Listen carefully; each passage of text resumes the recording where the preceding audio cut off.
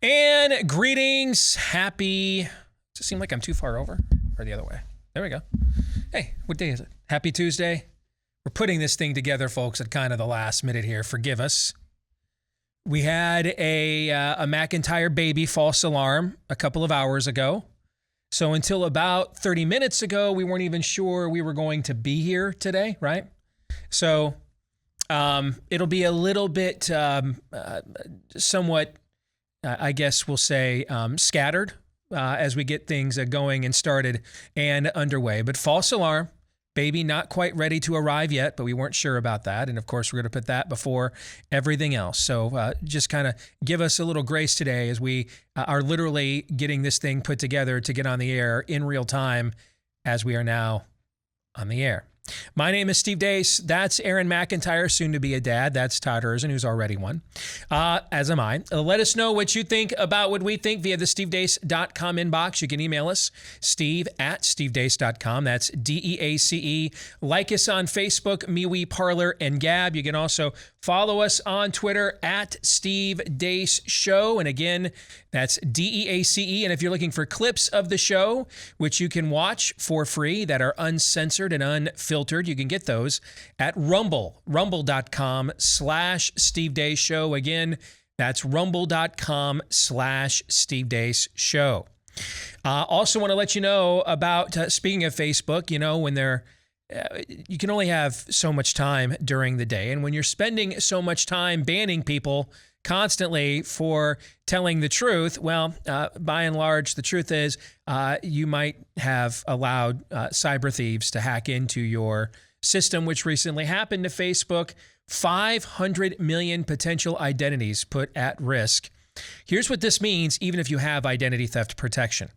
Thieves may now know a middle initial, a maiden name, the elementary school you went to, the high school you graduated from, you know, the kinds of things that you would use to identify as yourself online or to do a password retrieval or something online. They now have that information so they can go online where our home titles are kept these days. Log in as now us, make it look like we sold our homes to them on what's called a quitclaim deed. And before you know it, the equity in your most important investment and asset could be at jeopardy. Don't let that happen to you. Our friends at Home Title Lock, they painstakingly work to make sure that it will not. And if you want to get 30 free days of protection to just cover your backside during this high-risk Facebook data breach, you may, when you go to HomeTitleLock.com and use the promo code RADIO. And while you're there, check it out to make sure that you yourself have not already been targeted and just didn't know. At HomeTitleLock.com, code radio again.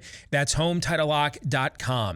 Aaron, quick question. When the call came in today and you thought today might be the day, Dad, what did you start to think? I have been joking with our friends and our colleagues down at the Blaze that I hope that he comes like on a Friday afternoon or something, but he'll probably come around a Tuesday morning at 9 o'clock. And guess what? This morning, it was about 9 o'clock when I got that call from Bella saying, hey, I think something's happening here. We got a couple of things ruled out and everything is fine and we're fine and dandy. But yeah, I thought, great timing, man. Great timing. And then I got a little bit excited. You asked me, so was Aaron like flustered and stuff when he called you this morning? What was my answer? No, he was just Aaron. It's just Aaron. Yeah. Does Aaron get, what does flustered Aaron look like? And maybe we should, you and I, just kind of team up here one of these days and see what happens when you get him flustered.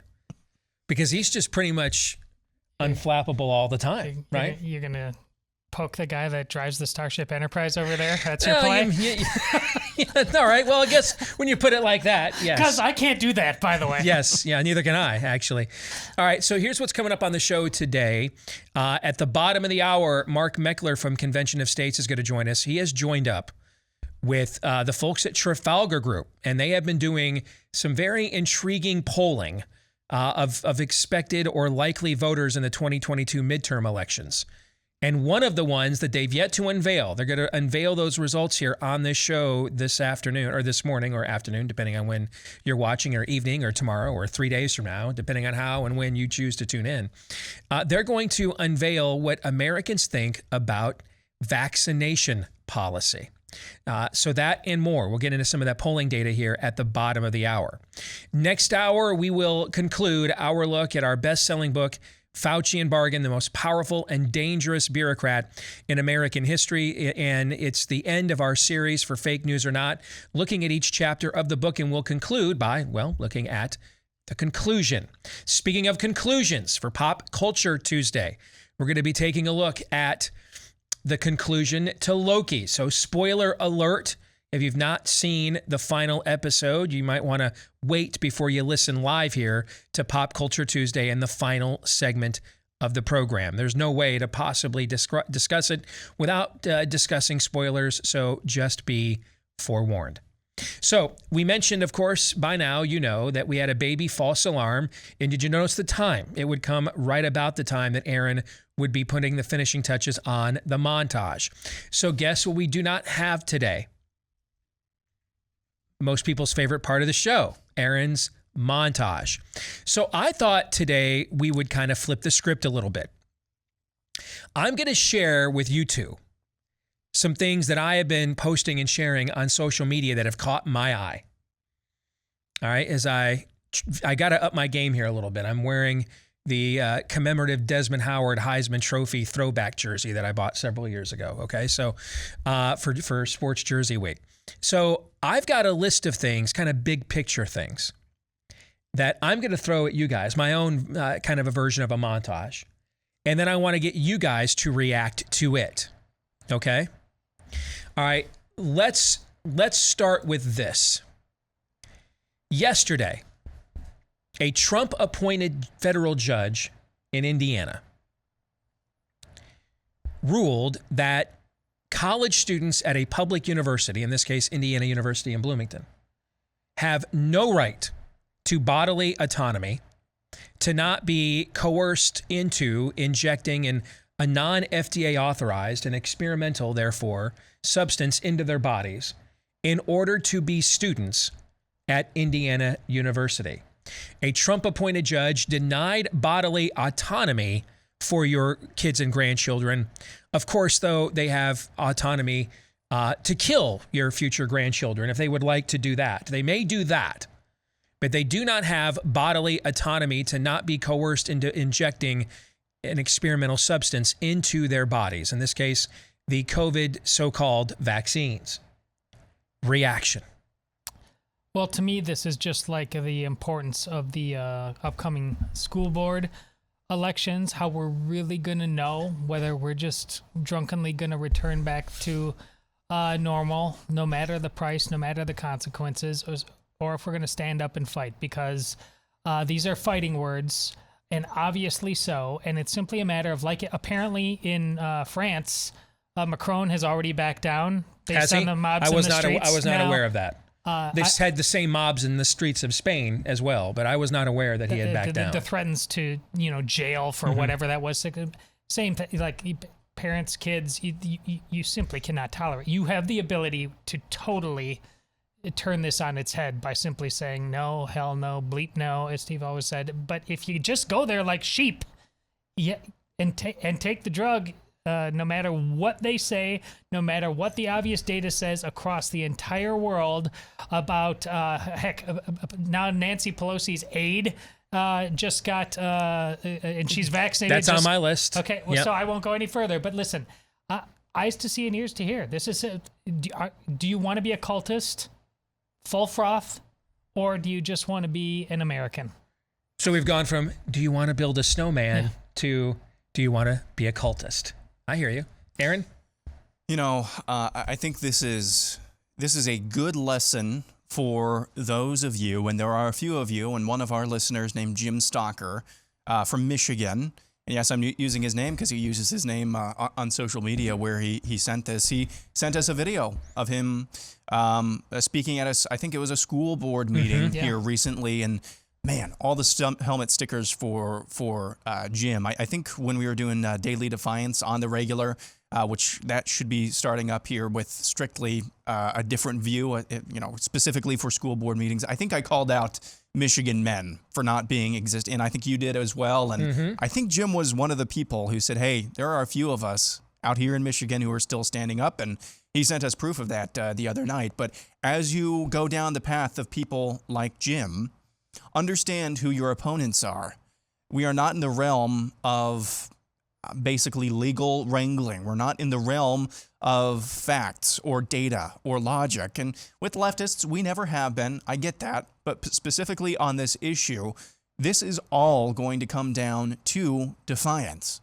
You're not going to get an all clear from anyone.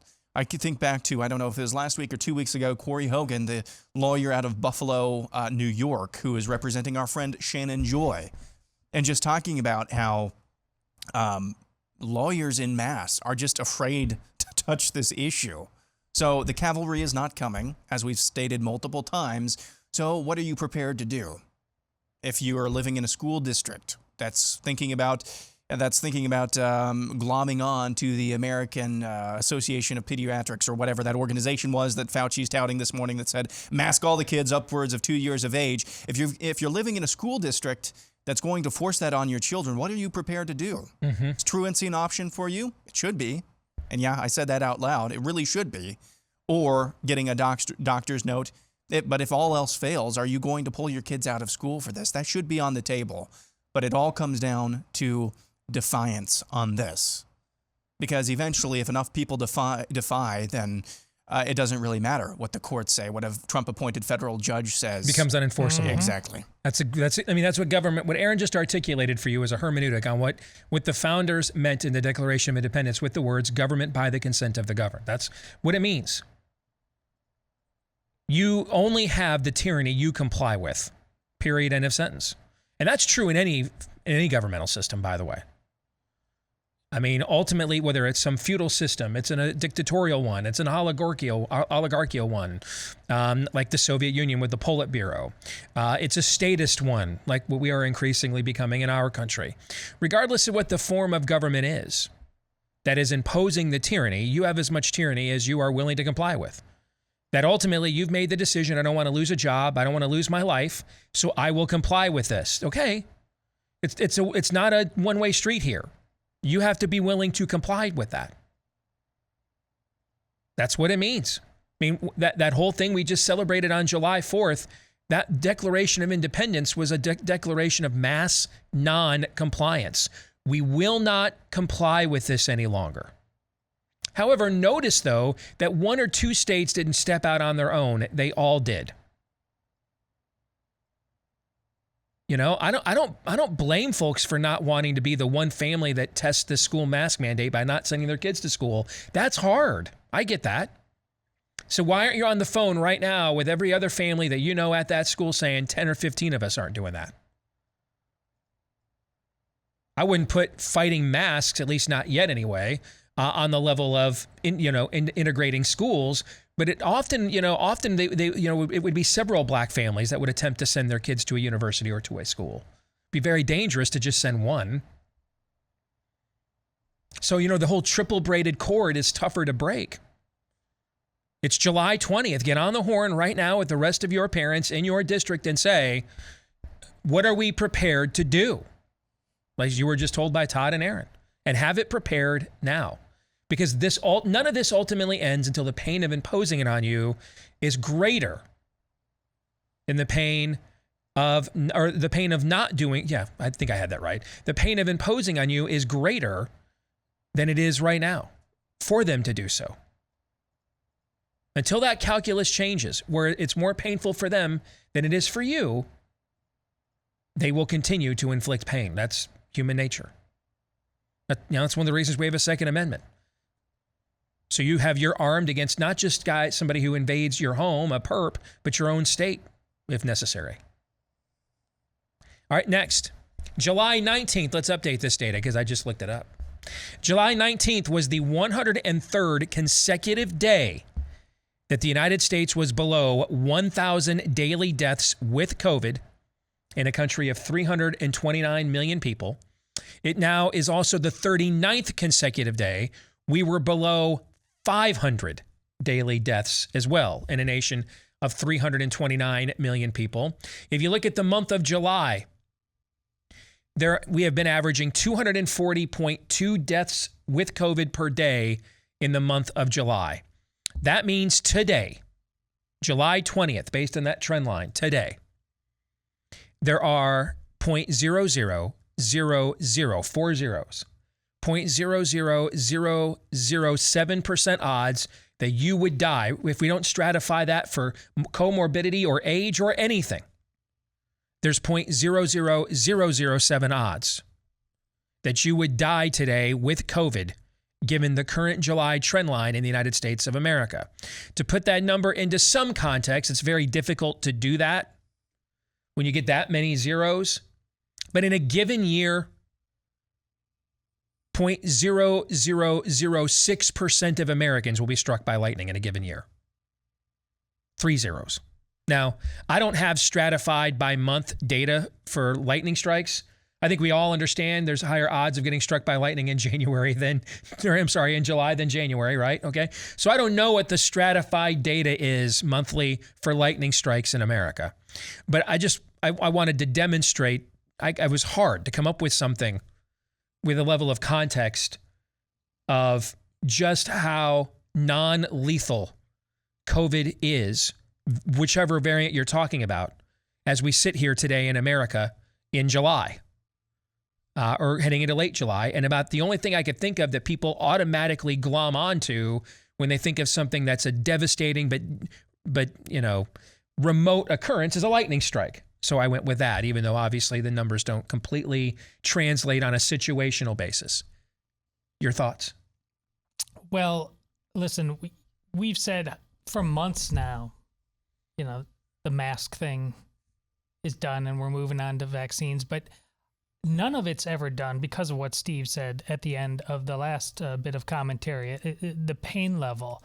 These cultists will not stop until they are defeated. And regardless if the school district and these teachers' unions were full of a liberal indoctrination or not, let's say they were just Saturday evening post-Americana through and through, but we're still simply just overcome by this one thing called COVID, this level of neuroses, unable to interpret the data to realize that all that data, if you then stratify it, there's even a far less risk for the kids in that room. And heck, if the vaccines are the vaccines, all the teachers are now had plenty of time, should be protected. Even if the liberal indoctrination was not a problem, you would, if they declare war via masks for this coming fall, you will have to reciprocate. The public schools will have, beyond a shadow of a doubt at that point, declared themselves to be an enemy of the state. It's not any more complicated than that. Not in the way that most of us that would consider ourselves right of center have already declared to a varying degree on a philosophical or ideological level. What you're talking about is on a very practical level, on an institutional level, that the idea that you could maybe still infiltrate the system as a patriotic or Christian or religious teacher and find ways to when you're in that classroom and the door is closed, it's your little fiefdom, right? Yeah. No, what we're talking about here is on an institutional wide scale level now, they are declaring that on a very practical matter. Yeah, because for the second year in a row, they're telling you that, we are holding you hostage and you don't think you can or will do anything about it. And when that bully does that to you, it's on. It's 2 men enter. Only way out is through, brother. I can just tell you that. Yeah. Faced a lot of bullies in my life, sometimes in my own home. Only way out is through. Aaron. Yeah, and I'm going to give you a spoiler alert as far as that's concerned. Is the American Academy of Pediatrics thing in your rundown, Steve? No, but okay. It ties into this, so go ahead. So our researcher friend extraordinaire, Phil Kerpen, pointed this out. So in their school guidance thing that's being touted by Fauci and others this morning that was released yesterday, where they call on schools to mask children 2 and up regardless of vaccination status for the entire school year, it was filled with a few footnotes. How many of those footnotes actually link to studies showing the efficacy of masks? It's a really low number. That number is 0. How many footnotes linked to, lobbying materials from some teachers union like the American Federation of Teachers? That would be 1. So 1 lobbying piece of material linked in this guidance from the American Academy of Pediatrics. One lobbying piece of lobbying material for American Federation of Teachers, 0 scientific evidence for masking. So yeah, the spoiler alert is that what Todd is saying, going to war over masks, that's going to be true in vast swaths of America. I'm sad to say. Now, in some places it will not be, and that's because of people like you probably watching and listening to the show who stand up and say, no, we're not going to do this. But in vast swaths, I think, of the country this coming year, just because of the total control, it seems like, that they're just trying to flaunt and flex now. I think they're picking this fight. They're picking this fight. There's no justification for it other than they're just trying to flex. I mean, we could decide not to show up in the Valley of Elah. Goliath will still be there boasting, right? Yeah. So, I mean, just because we don't show up doesn't mean, as Aaron just said, they're picking this fight. Doesn't mean that there will not be a fight. So, I mean, you can bother not to show up, then the fight just becomes a rout, okay? But Goliath will remain in the Valley of Elah, boasting and insulting you and intimidating you until you show up there in the valley with your 5 smooth stones and your courage of conviction. That's the only way out, is through. That's the only way out. All right, next. Now a fully vaccinated aide to Speaker Pelosi has tested positive for COVID after coming into contact with fully vaccinated Texas state legislative Democrats last week, 5 of whom, despite being fully vaccinated, have already tested positive for COVID as well. Can you say mega spreader event? Not just super spreader, mega spreader. They're literally killing people. They're literally probably something like that. Am I doing this right? Am I doing the demagoguery right? I believe you are doing it correctly. Yes. Yes. The breathless columns and commentary now coming out through conservatives of note. I'll leave it up to you if you want to mention any of them, Steve. That's entirely up to you. But right now, as we speak, in the face of overwhelming evidence across the world that these vaccines are not the magic bullet. It doesn't mean they're worthless. It doesn't mean do what you got to do depending on your age, your health status.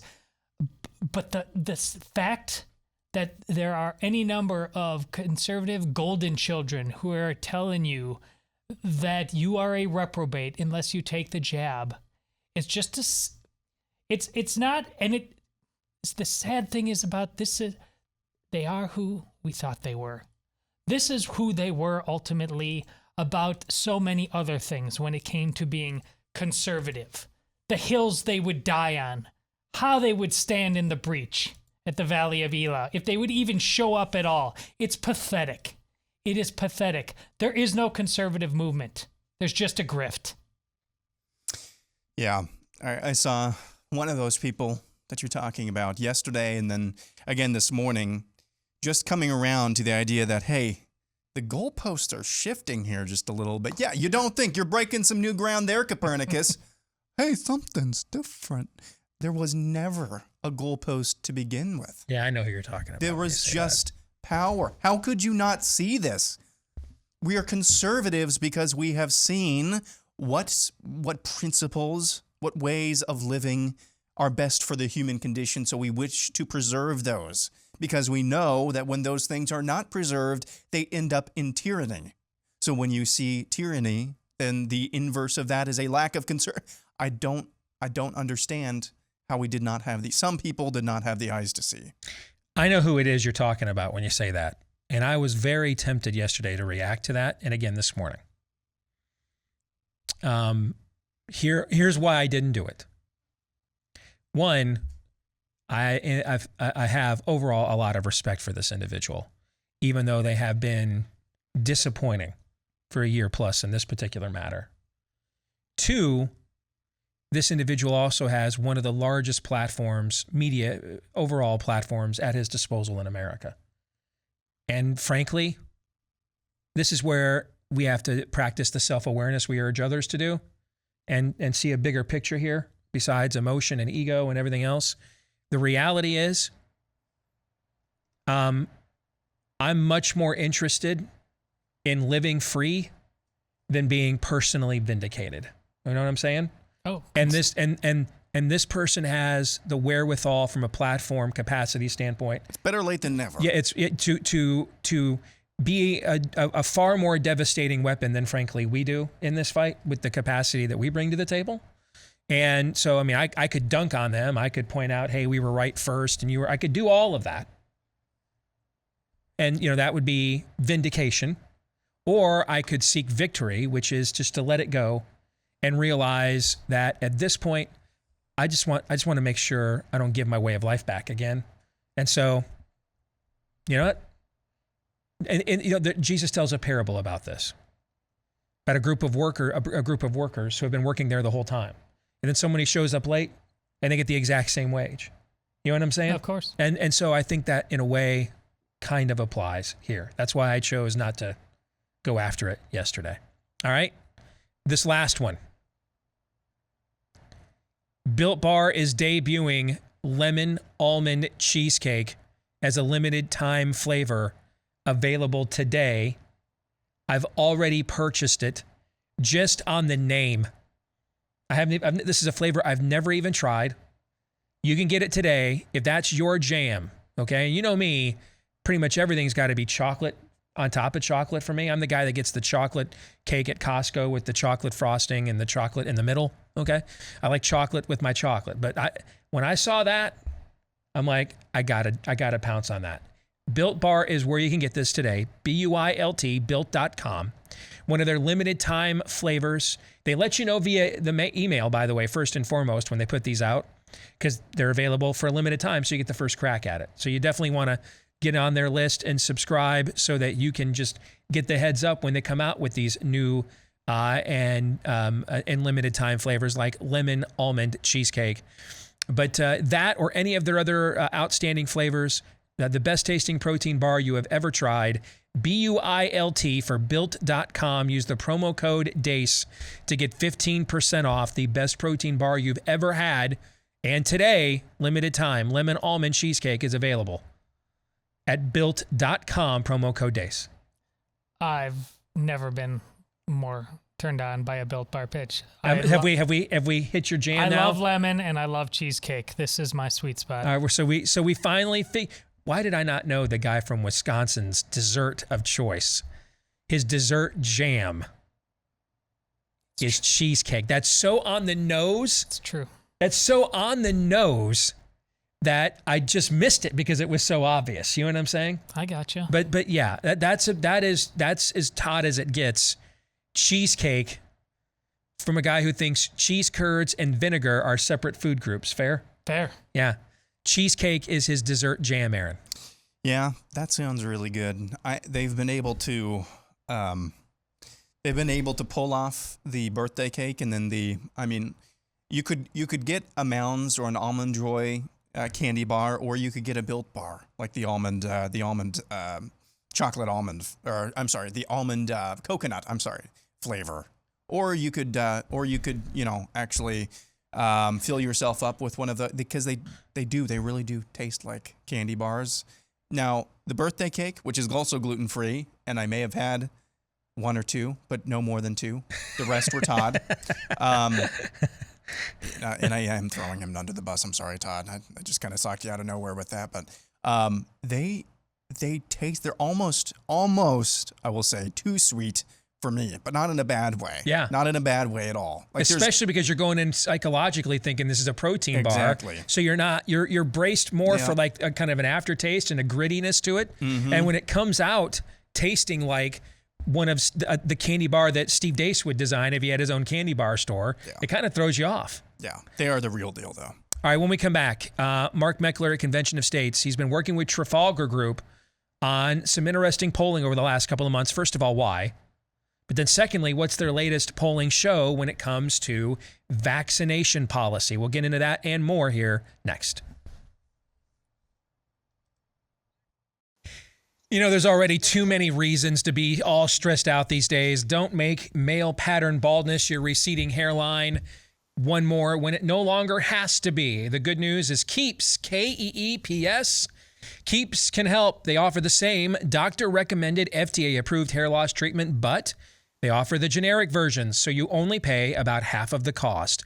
One more thing on top of that great deal, How about convenience? Everything is done online. You answer a few easy questions, snap a few pics of your hair, and then a licensed doctor will review your info and recommend the right hair loss treatment for you. And then there's one more thing after the one more thing. You also get 50% off your first order when you go to keeps.com, Keeps, keeps.com/grow. So you save all that money with the generic versions. You save all that time with the convenience of doing it all at home and online. And then you save even more money with the discount to get you started. 50% off your first order at Keeps, Keeps, keeps.com/grow. Again, that's keeps.com/grow. Let's bring in a good friend of mine, Mark Meckler from the Convention of States. Good to see you, brother. How are you? I'm doing excellent. Home here in Texas, so that's always better than being anywhere else. There you go, brother. So you partnered up with Trafalgar Group, who of course kind of became a breakout story with their ability to call the 2016 election. They also had a few things in 2018, right? They gave Ron DeSantis, for example, a much better chance in Florida than the final Quinnipiac poll did, which had him on the day before the election losing by 8. And he ended up winning by just under 40,000 votes. Okay, and then they were up there with Rasmussen and one or two others amongst the most accurate in 2020 as well.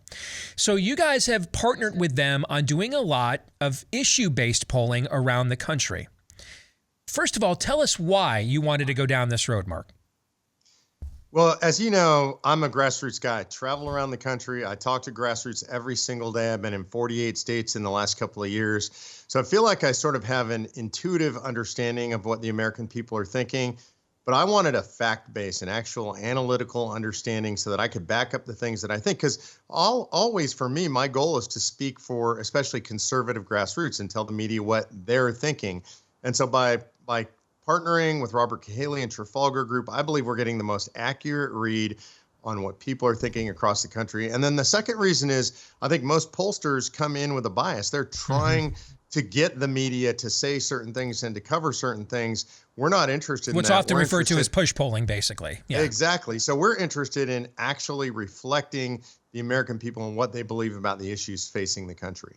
I mean, they thought the Republicans were in danger in the Georgia recount in January. They turned out to be right about that. So this, if you know how the process and methodology of polling works, it's really not that hard. What's the hardest thing is identifying who will actually show up and vote, particularly in this day and age of mobile phones and everything else. Yep. But the problem is, as you said, a lot of people doing this don't really come into this with that premise. They come into this with a narrative, and that's what we often catch them being inaccurate with. So you guys have done issues across the board. We're going to break some news here this morning. You guys have also taken a look at vaccination policy and what the American people think about that in your polling. I want to share some of the results from what you guys found. This is across the country now. This is everybody, regardless of political affiliation. Do you believe taking COVID vaccine should be mandatory, or should taking the vaccine be a personal choice? This is all people now. 71.4% said personal choice. Only 21.8% said mandatory vaccine, and I'm guessing 90% of them either work at MSNBC, CNN, Fox, frankly, if you look at what that channel is saying half the time now, or are a blue check mark on Twitter. 6.8% say they are unsure. Among Democrats, just Democrats, the question is still at almost 59% say it should be a personal choice. 58.7%. Only 1/3 of Democrats in this poll believe that it should be mandatory. Amongst Republicans, less than 8%, only 7.2% of Republicans believe it should be a mandatory vaccination. All of those, by the way, would be GOP governors and about 1/3 of the people that work at Fox News, apparently. 87.3% of Republicans believe it should be a personal choice. Amongst independents, 67.2% say it should be a personal choice. Only about 1/4, a little more than 25%, 26.5% of independents say that it should be mandatory. When you looked at these numbers, what did you come away with? Were you surprised at these numbers? By the way, for those that want to know, this poll has a plus 3.5 point Democrat bias, meaning it overly Democrats. There's 3.5 percent more Democrats in this poll than Republicans. So keep those numbers in mind too. All right, Mark, your thoughts on these results? Yeah, so one, I was just encouraged because what it shows is that the American people still, by and large, including Democrats, are people who think for themselves. They're not listening to the hundreds of millions of posts on social media pushed by Facebook and all these other tyrannical oligarchs. They're listening to their own judgment, and they trust their own judgment. So the biggest surprise to me was how high the number was among Democrats that believe it shouldn't be mandatory. Remember, these are people who are watching MSNBC and CNN, and they're trusting their social media overlords. They still don't buy it. I expected that Republicans would be high. It was right around where I expected it would be. But I think overall, it's very hopeful in seeing that people are still self-governing folks in the United States. What do you want this information to accomplish? Now that we know what the people think, what's next? Well, look, there's a political purpose here as well, in the sense that I hope that the politicians will pay attention to this and will quit acting like tyrannical overlords who know better than us. Because if you look at this, this has real political consequences. Obviously, the vast majority of Republicans, the vast majority of independents, and even a strong majority of Democrats believe that there shouldn't be mandatory vaccine requirements. So that should cause people who are looking at the politics of this, which is what the politicians do, to back off and leave us alone and let us make our own decisions. How many... How do I put this question? What are we prepared to do if they don't? I think we are increasingly running into politicians that it's not that they're lazy, Bob, as one of my all-time favorite movies, Office Space, once said. It's that they just don't care. So what do we do then? Yeah, so look, I think at this point there's only one choice, and that choice is civil disobedience. And I don't want to just, for your listeners, your folks who are watching, I don't want this to just be rhetoric.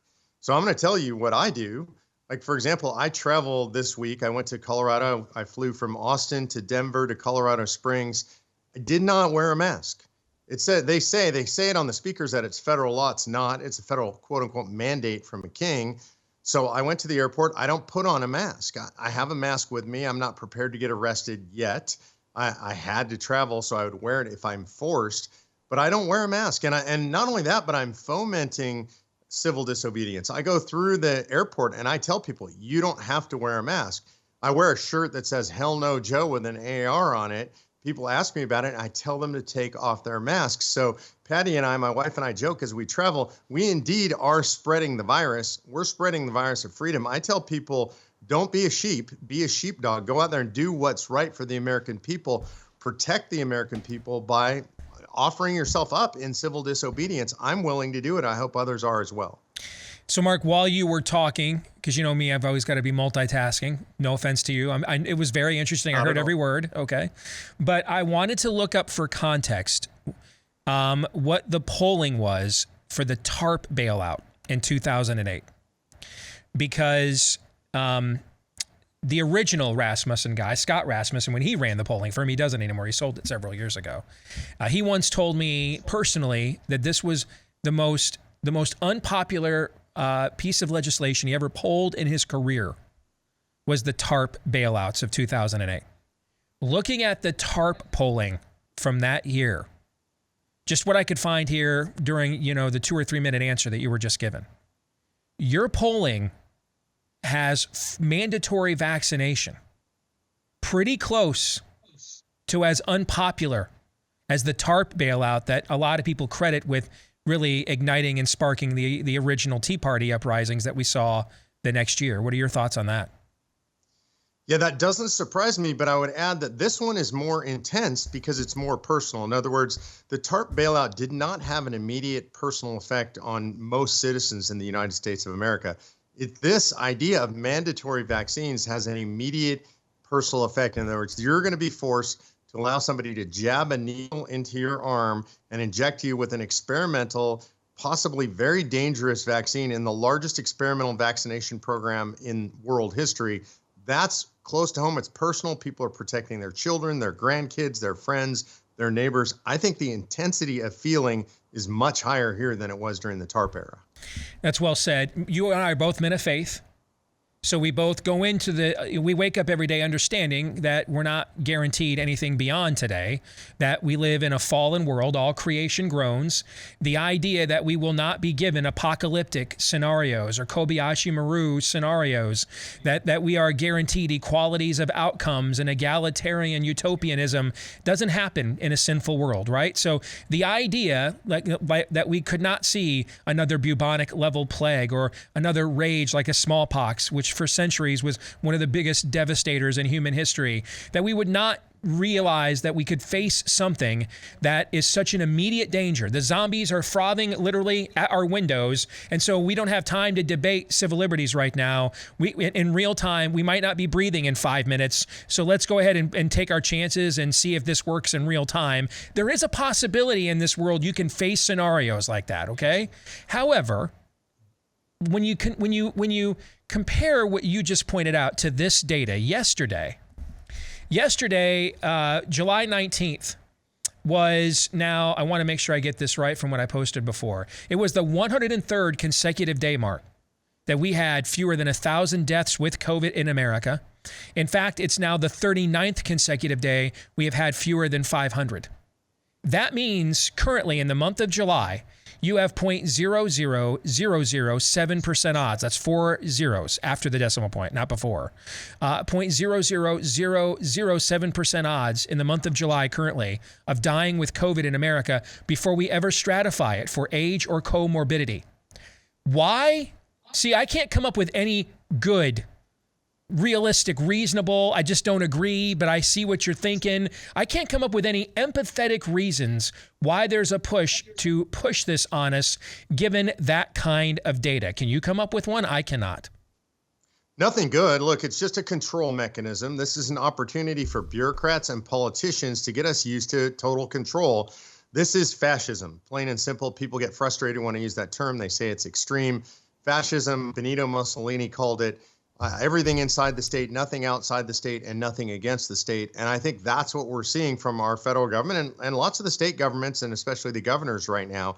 No good reasons, no logical reasons, no scientifically based reasons. This is all about political control. You have any more of these coming up? You've had several already we've featured on the show here, but anything you want to tease for the audience about what's in the hopper?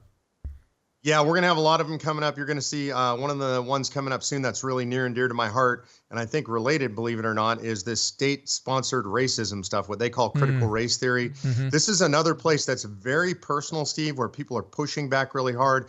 Here's something I'll tease for you. I'm going to be launching in the next week or so a national effort to consolidate this movement called Every School Board. We're going to go out there. We're going to teach people how to find their school boards, how to participate in their school boards, how to get elected to school boards, and how to restore sanity to these school boards all across the country. We're going to stop the spread of racism in America for real. Amen. Good to see you again, brother, as always. All right, take care. Good to see you too. All right. Thoughts on that conversation, particularly that polling data? Again, based on what I was just able to look up here in the last few minutes, I have to spend more time, and I will later today. But from what I can see, their polling is showing mandatory vaccines are about as unpopular as the TARP bailouts at the end of the Bush presidency. Yet they keep their foot on the gas, because before we have ever heard of a COVID, we talked about on the show all the time, Steve, the idol of the self, that the self has become the ultimate God. And therefore, I told you so is the great incantation of that God, of the expert, of the one who follows the expert, the Karen, the cultist. And that's why it will not stop without pain and a level of pushback that must at the very least take place, as Mark Meckler just got done saying, and we've said for quite some time now at the school district level. But you make them very, very angry when they have placed themselves as a godhead, and you tell them no, that will not stand with them. It will not be allowed. And therefore, you must be the one who wins. There's no choice anymore. They have given you none. They will offer you none. You know, there's fascinating viral video. I don't know if it was last year, but within the last couple of years of this hiker. I think it was out in Utah, I want to say. But he ran into a mama mountain lion. And this thing, for about a half an hour, I want to say, this thing just prowled and followed him and followed him and followed him until he got out of her area and she felt safe to protect her cubs or kittens or whatever you call baby mountain lions. You know, I think as conservatives, honing in on what we talked about when it feels personal to you, and not just conservatives, but not left America, what's left of America, when it is personal to you, I think what we're seeing with the vaccines is we will push back, or at least we will not comply. I think the next step in the evolution of whatever this is, the conservative movement, what's left of America, the next step, though, is being like that mother mountain lion and chasing the danger away until it's actually safe again. However long that needs to be. Because right now, we are still kind of lucky. We're a little bit lucky that they have not gone all the way yet. And they haven't gone all the way because they can't, because of people like you and me and all of you listening as well. They can't go all the way yet. But after this COVID thing is over, and it's not just going to go away, after this is over, are we going to take the next hill? Are we going to take the next bridge? Or are we purely a defense mechanism? That's the main question. We'll come back. Hour 2 coming your way. We continue and conclude our look, for fake news or not, at our best-selling book, Faucian Bargain, the most powerful and dangerous bureaucrat in American history, by discussing the conclusion. And we will do that here with Hour 2 next. And we are back again with Hour 2, live and on demand here on Blaze TV, radio, and podcast. Steve Deace here with Todd Erzin, Aaron McIntyre, and all of you. Of course, we love it when you let us know what you think about what we think, although so many of you are doing that now. It's getting harder to keep up, but again, that's a good problem to have. You can email the show, steve@stevedeace.com. That's DEACE. Like us on Facebook and follow us on Twitter, at Steve Deace Show. You can look for me on MeWe, Parler, and Gab as well. And if you're looking for clips of the show, you can find those at rumble.com/Steve Deace Show. That's rumble.com/Steve Deace Show. Those clips are free, unfiltered, and uncensored for you as well at rumble.com/Steve Deace Show. If you are a podcast listener to the show, we appreciate you very much. Thank you for your role that you played in the explosive growth of our podcast in the last year or so. If you haven't done so, hit the 5-star review up and leave us one of those. Also hit the follow or subscribe button, whichever applies to your particular podcast mechanism. Thank you to all of you that have done that for us already. You have helped contribute to us growing, and we appreciate that. If you haven't done so and have the time today, we would appreciate if you did that for us as well. This portion of the show, fake news or not, brought to you by our friends over at Bambi. You know, when you're running a business, human resource issues can be a killer, whether it's wrongful termination suits, minimum wage requirements, labor regulation. And I don't know if you've checked recently, but human resource manager salaries are not cheap. They average about $70,000 a year. That's why Bambi was created, for small business owners just like you. BAMBEE. That's how you spell it. BAM and B, just like it sounds. Created specifically for small business, you get a dedicated human resource manager that helps you craft HR policy, maintain compliance, and it's all just $99 a month. And your dedicated HR manager is available to you via phone, email, or even real-time chat. From onboarding to terminations, they will customize anything that is required for your particular business.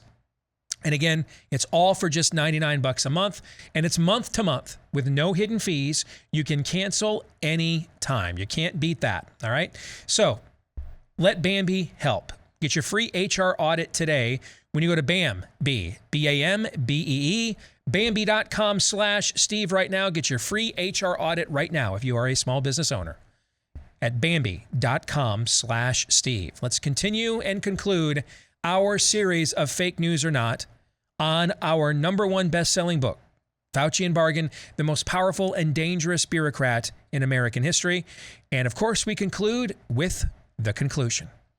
And how fitting we do this on a day where Dr. Anthony Fauci threw yet another temper tantrum when confronted by Dr. Rand Paul.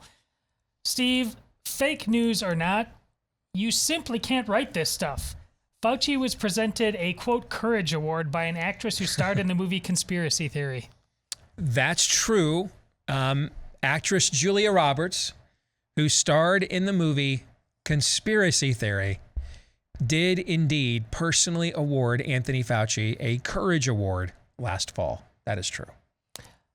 How soon do you think it is before something resembling the official COVID story? The document, all these documentaries that you show us, you have us watch UFOs or something like that. How soon do you think it's possible the first one that is a genuine, deep enough authoritative dive and not just dance around the edges and trying to get clicks? How quickly do you think that's possible? I think it's missing one piece. Otherwise, it would be possible right now. With all the data that we have compiled in the book, and much of this data we did not independently create. Meaning, we didn't look at the samples and things ourselves. We instead, cataloged so much data that was already being done all over the world. So with all of the data and everything out there right now, and what we are living through and experiencing in real time, what you are suggesting could be done right now, except for one key missing piece, and that is the true origins of the virus. And I think that the reason why that is vital, do I think you could write a definitive book on this? Well, yeah, I think we kind of have done that. Do I think, therefore, you could do a definitive documentary on this? Yes. There's enough information out there that you could do that. And in fact, if you wanted to do a sequel documentary to our book, you could do that. By now you take this to the next level so that what was attempted here with COVID stand, and is still being attempted, by the way, it's just not as much on the offense as it was last year, but so that this never, ever happens again, right? What are some fail safes that we could put in place so that this could never, ever happen again? But I don't think the definitive judgment at Nuremberg level of documentary case could be made. I would say a case similar to what was done last year, I think it was, or 2019. Netflix came out with a fairly exhaustive documentary series on Jeffrey Epstein. Okay. Now, but that story is not completely written yet, right? We don't really know what's going to happen with Ghislaine Maxwell, and we think we know what her role is, but we don't know details about that role.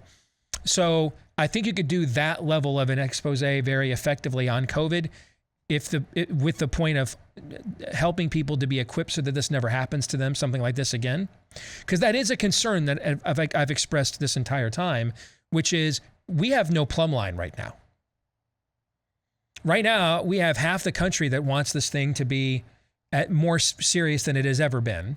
And we have the other half of the country that has been lied to, and so often they're kind of conditioned that if we did get a zombie apocalypse or a MERS level event with a 30% case fatality rate, they would probably just write it off from at the very beginning because they've been lied to too often. That's not good either way, no. Right? And so I think you could do but if you wanted to do the definitive, like the rise and fall of the Third Reich, Edmund Gibbons, the decline and fall of the Roman Empire, John Calvin's Institutes on the Christian religion. If you wanted to do that level of a, we all agree, whether you agree with the conclusions or not, this is a seminal work. This is the authoritarian work on this subject. We need to know the true origins of the virus, in my opinion. And here is why we need to know this. Because that then tells us what its purpose is, if it has one beyond just randomness. Let me give you a couple of examples. And if I'm rambling here because you have other points you want to get to, tell me. No. Okay. Good. All right. Because I want to make sure what I'm saying is germane to what you want us to address. Okay. if it was intended, let me just give you a hypothetical. Just throw a hypothetical out there. This is just a hypothetical. Sorry. It's just a hypothetical. Okay. Hypothetically speaking, let's say that what one group intended, like the Chi-Coms, to be a bioweapon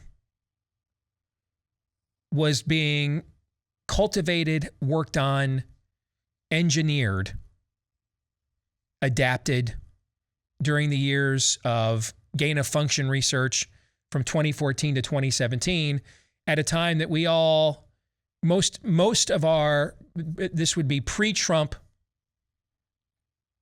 pre-China, pre-trade war, right? And China was just kind of looked at by most people, including most people in our government, as either an ally or a strategic adversary, meaning we were competing with them on the global stage, but it wasn't like this, they were the Soviet Union in the 80s or they're radical Islam, right? Okay. And so a lot of cutting edge pharmaceutical and research companies view, well, I mean, China's our friend now. We've been working with them on all kinds of other things. I mean, they wouldn't lie to us. Yeah, I mean, yeah, okay, I guess it's a little suspicious. The guy that used to run the bioweapons program is running the Wuhan lab, but I mean, it is a communist government. Pretty much everybody's worked in the military at some point, right? Okay. I mean, if we got rid of everybody in China that we wouldn't work with because they ever had ties to the military, we'd never have a chance to work with China. Okay. And so let's pool our resources together. So China thinks this is a bioweapon. Everybody else, though, thinks that they're doing the Lord's work. That they want to make sure they're ahead of the next MERS, the next SARS-MERS level event.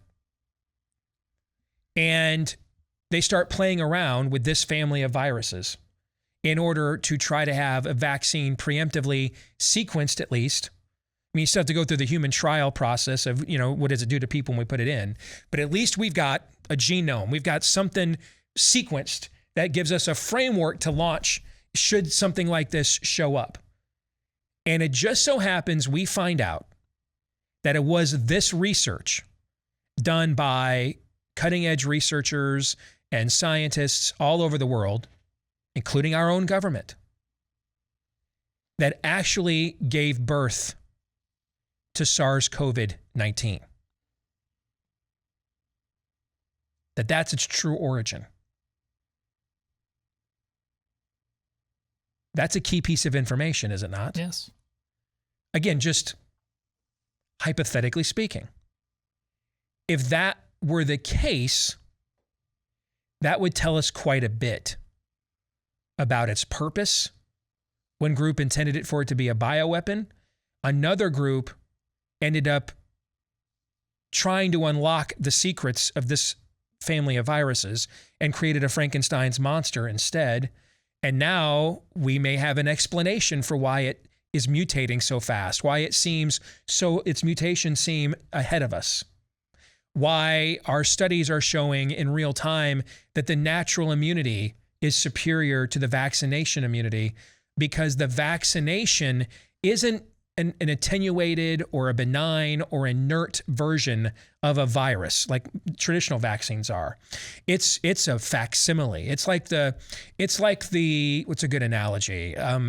Karaoke singer that you think is the real thing until like Adele shows up, and then you're like, oh, that's just a karaoke singer, right? Mm-hmm. And therefore, this virus is a step ahead of all of these attempts to mitigate it from a vaccination standpoint, because it is itself a byproduct of our vaccination technologies. It was birthed out of that.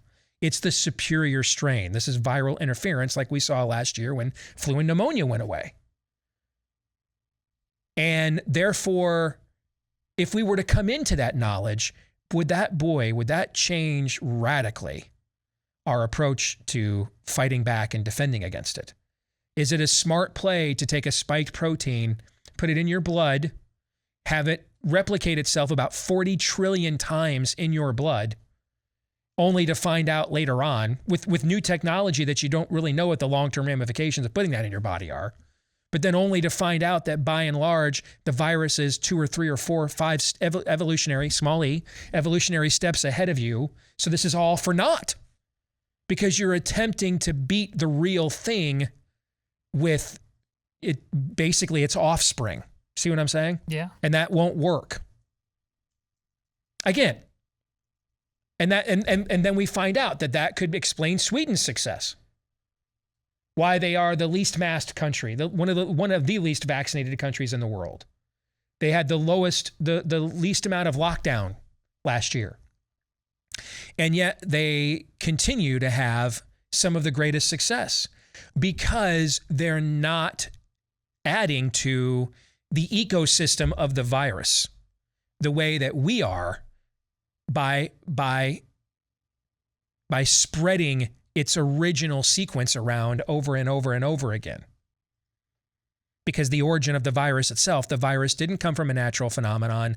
The virus itself is a mutated attempt to create a vaccine for a virus that didn't exist yet. So it is the alpha in the room. And all of our other attempts are beta, delta, lambdas in response. Would that alter dramatically if we came into that knowledge? And would that alter, would that be something we would have to know, again, just hypothetically speaking? Would that be something we would have to know in order to write or compose the definitive work on this story? Yes, which is why I think we're a long way away from the definitive work. Agree. Yep. Steve, fake news or not? Again, hypothetically speaking. Fake news or not, Fauci was anointed as the grand supreme expert, not because he produced results, but because he felt like the opposite of mean tweets, which is ironic because now he is the inspiration for banning tweets if you disagree with him.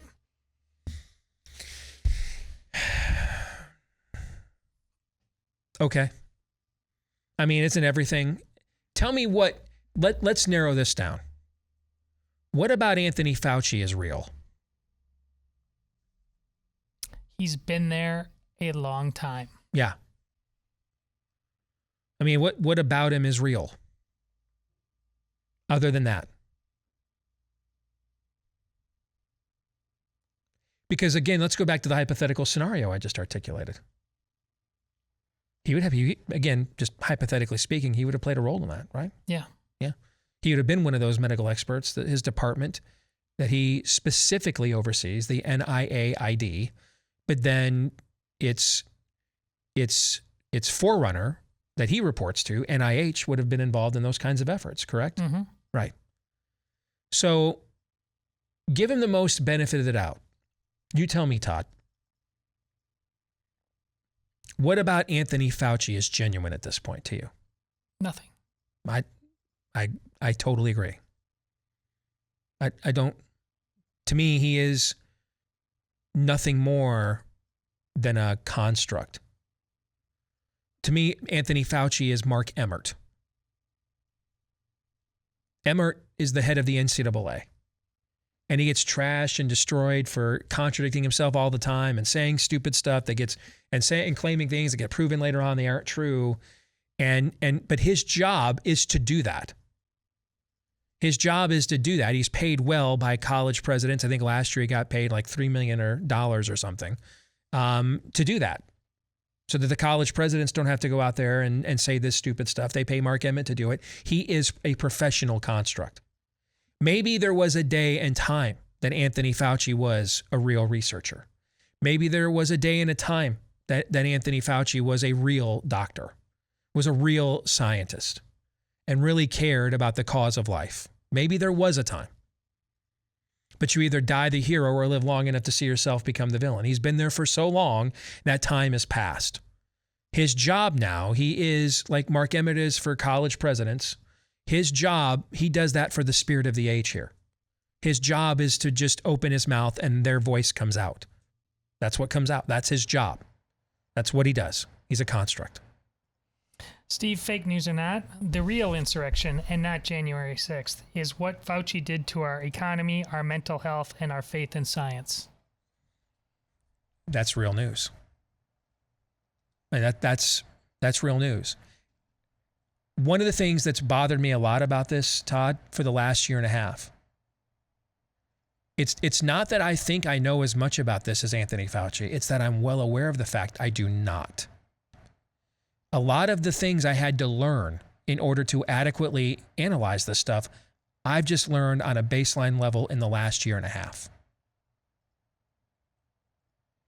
Therefore, if I'm able to put together questions and arguments that deconstruct him, it is not because I have a superior level of expertise in a certain area. It's because we're not arguing expertise anymore. We're having a philosophical and a political argument, a worldview, a belief argument. Which means this argument is based on assumptions, not data, not objective, quantified, calibrated, incontrovertible data. Then it's really just your political and socio-political opinion versus mine. That would be one thing if he were Congressman or Senator Fauci, right? Right. But is he one of those things? No. No, he's the nation's leading infectious disease expert. Is that a bad thing? Yeah. Yeah, that's really bad. Because all the reasons why, and again, I don't lack for self-confidence in the intellect department, okay? All the reasons why, though, I have been able, and we have been able, to deconstruct him so effectively for the last year and a half are bad. And none of them are about our intellect or our smarts or our genius or our giftedness. They're all about the fact this guy's a dishonest broker. And because if he weren't, would we be able to do these things? No. No. We can only do these things because of who he is, not who we are. I'd be fascinated to see what you say about this. Fake news or not, Steve. In the 4 months since the book came out, and more people have come to agree with its premise publicly, it has actually become less likely that we will have a 9/11 style commission to weigh and measure Fauci. I disagree. I'm going to say that's fake news. The reason why I'm going to say that's fake news is political realities. I think Republicans are going to do very well next year. It's just a question, or do well. We can define what well looks like. I think they will win at least one of the congressional chambers. I think the odds are at least pretty good they'll win them both. If they do that, though, you still have Dementia Joe in the White House. We know, because past history is almost always the best indicator of future performance, right? Especially when nothing has really changed. It would still be Mitch McConnell and John Cornyn, and it would be Kevin McCarthy, who's right out of the Paul Ryan, John Boehner school of Republican pukism, right? Mm-hmm. And so now if those variables were to change, like Rand Paul, Senate Majority Leader, Chip Roy is House Speaker, that changes the calculus on things, right? Okay. But barring that, we have past precedent that shows us how this is going to play out. They will try to stop new bad stuff from happening. They will do nothing to stop old bad stuff that already happened. And then they will claim when we complain that the cost of doing that is too high because they can't shut the government down. This is the Obama years after the Tea Party midterms of 2010 and 2014 over and over again. And pretty much all the same people that were in power in the GOP in DC in those years are still in power right now. So we know how this is going to play out. Like if Judge Breyer decides to retire in 2024, they won't fill his spot like they didn't fill. I can't remember who was it. They didn't put Merrick Garland in for Antonin Scalia, right? Okay. They'll stop the new bad stuff, because if they don't, then it blows up their entire scam. But they will do nothing that requires stopping any of the bad stuff that's already been done. Instead, they'll claim that that's why we need 67 Republicans in the Senate and 347 in the House, and 8 of 9, if not all 9, Supreme Court. So just keep voting Republican over and over and over again. The problem with that is our base is much more radicalized now than it even was in 2010 and 2014. The other problem with that is you're probably going to have Trump or someone trying to emulate him running for president in 2024 and 2023. Further ginning up and firing up our base, trying to capitalize on that. So our base is more radicalized. Whoever's going to try to run for the GOP nomination in 2024, whether it's Trump himself or DeSantis trying to emulate some of that energy, is going to want to capitalize on that radicalization. And so the base will be more radicalized. The guy who wants to be the next standard bearer of the party is running on radicalization. They can't just survive. The argument, we can't set the government down, that poop got lame like after 8 or 9 months. That's going to get lame in like 8 or 9 days. Like by Valentine's Day of 2023, people are already going to be friggin' sick of this, okay? They need content. They need something to feed to us to keep us distracted and not complaining all the time. What is the most obvious piece of content staring them right in the face? Him. And he's made himself enough of a partisan figure now, calling out Republicans by name, red states by name, Rand Paul by name. He has allowed himself to become a strictly now partisan figure. We're a long way from even friends of ours in the spring of 2020 still talking about Anthony Fauci being a national treasure. That dog, that ship has sailed. I mean, that dog's been put to sleep like 47 times. Okay, he is a strict Democrat construct now. He's a construct of the Democratic Party. So it's open season on him. Do whatever you want, hold hearings, throw out all the content you want. It'll keep people like us busy, give us something to talk about. So we're not talking about the fact. Then they're not doing a damn thing for a year and a half. And so that's why I still think the odds are very high. We will get some form of 9/11 or Nuremberg-like tribunal if Republicans win next year on this era. They've got to come up with something to give us, because it sure as hell isn't going to be going to the mattresses against Democrats. And lastly, right from the book, fake news or not, Steve, our fear has gifted Fauci his authority. So even if his lust for fame and power and validation becomes more acutely absurd by the day, it only seems to reinforce his status as savior, because for us to consider otherwise would be to admit our partial authorship of this entire grift. Fauci only sold much of America what it wanted to buy, and even now that his documented failure is complete, he still has plenty of buyers. And even if there never was an Anthony Fauci to buy it from, too many Americans would have just found another snake oil vendor. The heart wants what the heart wants. For God's sake, enough. I mean, that's a summary of the entire book, minus the footnotes, but that's the summary of the narrative of the book. I mean, the intention of this book was, we had no idea we were going to sell this many copies. We thought it was possibly going to be the most successful book I've had, but we didn't. Nowhere in our right minds did we think we were going to reach the sales figures we have. And that's a good sign, because the intent of this book was to find the sheepdogs. Was to find the folks who still had not abandoned critical thinking, and even more so, a willingness to act on it. But we can't just do it on instinct, and we can't just show up anymore just citing and quoting provisions of the Constitution that the spirit of the age is all but shredded down to the last syllable. We need data. We need evidence to make our case. Otherwise, it's our emotion, and our emotion may be draped in flags and patriotic imagery, but we can't out-emote them. It's our emotion versus theirs. You come back with your constant, we're just trying to kill grandma. We couldn't win the argument that way. We had to be equipped to win it objectively. But what you just did was reassert something that we have been pointing out since the book came out.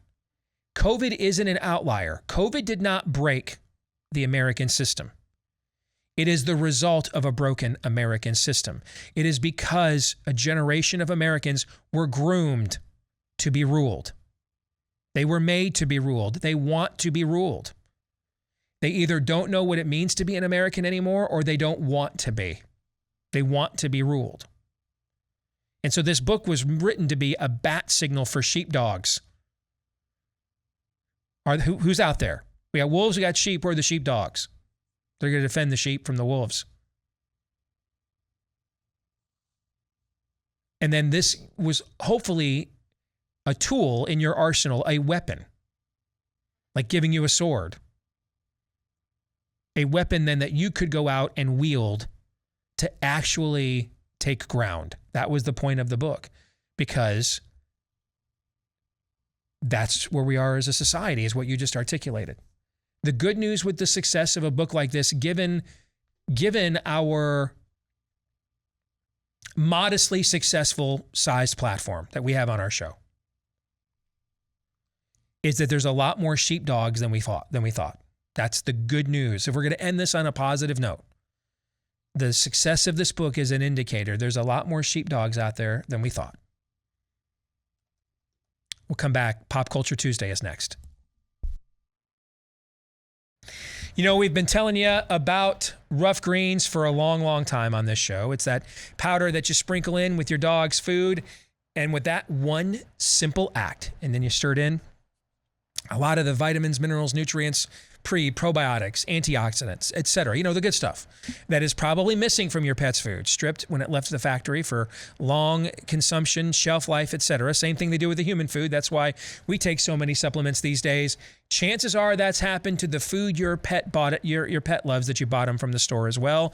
And Rough Greens is the solution. It's the supplement for your puppy.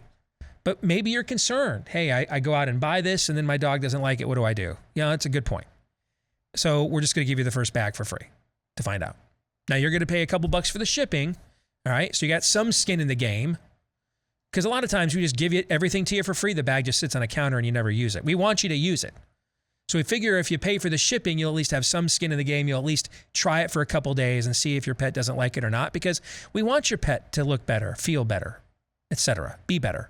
So give it a shot. That first 14-day Jumpstart bag is free. You just pay for the shipping when you go to roughgreens.com. That's RUFF for roughgreens.com.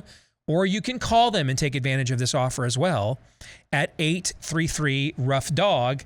Again, that's 833-ROUGH-DOG. All right, let's get to Pop Culture Tuesday. This is when we take a look at the intersection between pop culture and conservatism. And this week we're going to talk about the conclusion to the MCU's latest offering, Loki. If you have not yet seen this or gotten to the end and you don't want it spoiled, we're going to give you to the count of 3. Unfortunately, Aaron, I don't believe you have watched this yet, right? I have not. There's So no shut way my we can. brain Yeah, off. there's no way I think we can avoid spoiling That's this for okay. you. That's okay.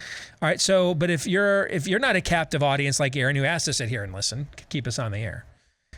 We want to make sure you've got time. You can always go back and listen to this later. Okay. So at the count of 3, and then you're on your own. Then you've accepted the responsibility. Okay.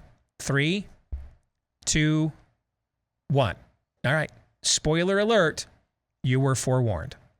Let's talk about the finale overall. Todd, what were your thoughts?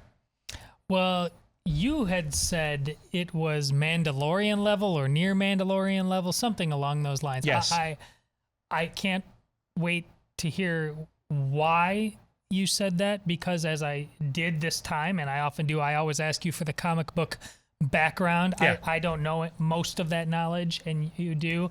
But it was fine, but I didn't have some sort of, oh my. I do think they absolutely had a fascinating philosophical discussion. That's basically what the guts of much of that was about. Yep. The meaning and the origins of life. I just wasn't blown away, and I don't think this points to any sort of obvious what's next in the universe, the Marvel universe, beyond where it was already going. So good. I just don't think great. I loved it. I did think it was near Mandalorian good. I'll give 2 reasons why. One of them is philosophical, which you've already kind of alluded to, and the other is practical. Let me start with the practical. I thought this one gave us a payoff that none of the other series or movies they've put out yet have really done. It kind of feels like we have gotten a series of epilogues. Right, that's what Spider-Man: Far From Home was. All right, so they teased the idea of a multiverse, and then it turned out to be a scam. Wasn't true. That's a phenomenal film, by the way. Okay, yeah, it's a phenomenal film, but it's really an epilogue. Doesn't really advance the MCU narrative in any kind of substantive way. Next film we had was Black Widow. It doesn't do that either. Then we had 2 series. Both of them well done to varying degrees. WandaVision, I think, was on the edge of being a transcendent masterpiece moment in the history of the genre and maybe the medium, television itself, with its uniqueness and caliber of craftsmanship. And then I think it kind of punked out at the very end. Okay. I still, though, would say it was an elite level TV show. Yes. Because a lot of people think that about my all-time favorite show, Lost, right? A lot of people think Lost kind of punked out at the end. Yeah, they're fools. Okay. All right.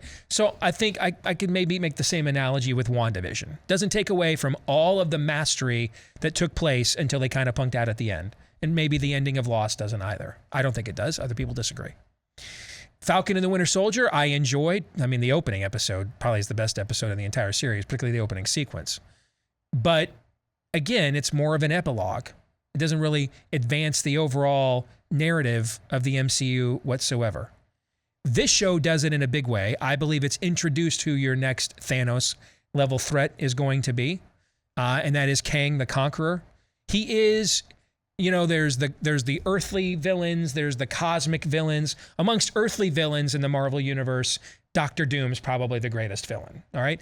Then there's the cosmic villains, and Thanos and Galactus would occupy the ultimate threat in that area. And then there is the time theater in the Marvel Universe. And in the time theater, Kang the Conqueror is the alpha villain. He's the One Ring, he's the Sauron, he's the one villain to rule them all. And that's the character that the actor who played He Who Remains at the end, he plays that character. It's already been announced in the Marvel Universe in the upcoming Ant-Man film. They're going to introduce him full regale. And I think that what you were shown here, and then he was teased again at the end of this last episode with what I thought was a brilliant homage to Planet of the Apes. Both the original versions of Planet of the Apes, the one with Mark Wahlberg and then the one with Charlton Heston, have the great reveal at the end. The Heston one that he's been on Earth the entire time. You blew it up. You know what I'm saying? And then the Wahlberg one where he thinks he got out of the black hole and back to his Earth, and he's at his Earth, and it turns out that it's actually been taken over by apes, and Abraham Lincoln is an ape on the throne as well. That's what happens at the end of this when he goes to the TVA, and now suddenly they don't know who he is, but they see now Kang the Conqueror is actually wearing his Conqueror suit from the comics in that statue. I think they have now actually taken a huge leap forward with the MCU. They have clearly planted their flag that the multiverse is going to be, just as the chase for the Infinity Stones was the MacGuffin for the first era of Marvel movies. The second generation is going to be driven by the multiverse. That will be the MacGuffin of the multiverse. You saw the timelines branch out right away, okay? When this philosophical choice is made, which I'll get to in a minute. So I actually liked the way that the character of He Who Remains was played. They played him as a variant of Kang the Conqueror. He even hints, he says, I've been known as many things, a conqueror, okay? That they used this show. Finally, they gave us an idea of, in a big way, of confirmation where this is going in the future. And that will be into the idea of alternate timelines, alternate Earths, multiverses, things of that nature. Okay. And so I think the way they pulled that off was absolutely masterful from a storytelling standpoint. I was even more impressed, though, with how they did it philosophically. Essentially, the actor, and I cannot remember his name, it's Jonathan something, that's playing Kang and He Who Remains. This is a reenactment of the Garden of Eden. And he's even eating an apple, for goodness sakes. Yeah. Okay. And he tempts them with knowledge. I mean, you can be like God. He says to them, you will take my place. You'll have this godlike knowledge that's been hidden from you. And now you can be like God. You rule. You make the decisions. And Loki finally, he's on the brink of altruism. And then his Boromir and Faramir instincts take over. And he's like, maybe we could do a lot of good with that ring if we had it. Sylvie is the other Loki variant, the female Loki variant. She is recognizing that this is irredeemable. This entire thing is a scam in and of itself. Why? Because her variant was targeted as a child before she acted out, before she was deceptive, before she was the goddess of mischief, when she was just an innocent child. And they came at her and took her and robbed her of her innocence. So she sees this much more cut and dried and far less nuanced than the Tom Hiddleston Loki that we know sees. She just sees this in the perspective of good and evil, or free will and determinism. She's not looking at this in layers. This is an either or scenario for her. These people robbed her of her innocence. They robbed her of her life. They are deceptive at their core. This guy is. He's a deceiver.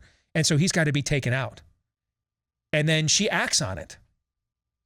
And what you see happen is when he's removed, suddenly you see freedom.